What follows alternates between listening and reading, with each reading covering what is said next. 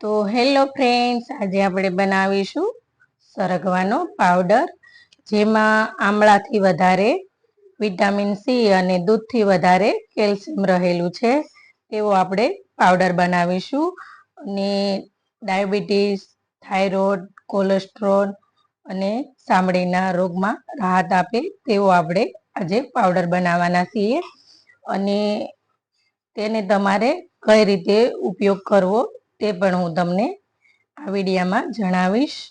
તો આ રીતે માર્ચ મહિનાથી એપ્રિલ મહિના સુધી સરસ એવો સરગવો આવતો હોય છે. ત્યારે તમારે આ રીતે સ્ટોર કરી અને આખા વર્ષ માટે લઈ લેવો જોઈએ.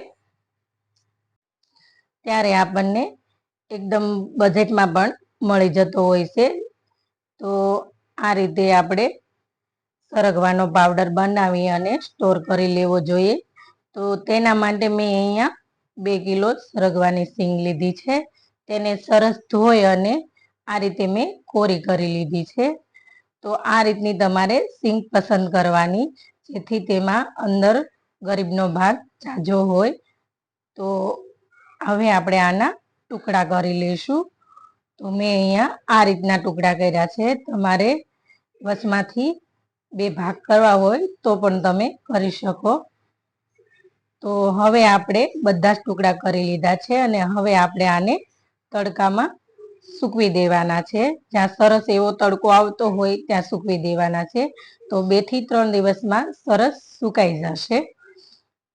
તો અહીંયા 2 થી 3 દિવસ થઈ ગયા છે. તો સરસ એવો આપણો સરગવો સુકાય અને ક્રિસ્પી પણ થઈ ગયો છે. આપણે આ રીતે ભાંગીએ છીએ તો ઇઝીલી ભાંગી જાય છે. તો હવે આપણે તેનો પાવડર બનાવી લઈશું. તો મેં અહીંયા મિક્સર જાર લીધો છે. તો તેમાં આ રીતે આપણે બધા જ ટુકડા થોડા થોડા નાખી અને આ રીતે પાવડર બનાવી અને એક ચાવણીથી ચાળી લઈશું. તો આ સરસ એવો આપણો નીચે પાવડર નીકળી જાય છે. અને આ જે સારણીમાં રહેશે તે આપણે ફરીથી આને પીસી લઈશું. તો આ રીતે આપણે બધો જ પાવડર રેડી કરી લીધો છે અને સરસ એવો ગ્રીન કલર પણ આવ્યો છે. તો હવે આપણે એક બોટલમાં ભરી લઈશું.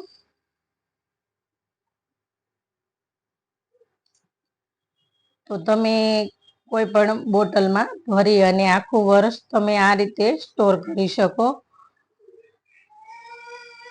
તો તમે ખબર જ છે કે 100 થી પણ આપણને વધારે આમાં ફાયદા થતા હોય છે.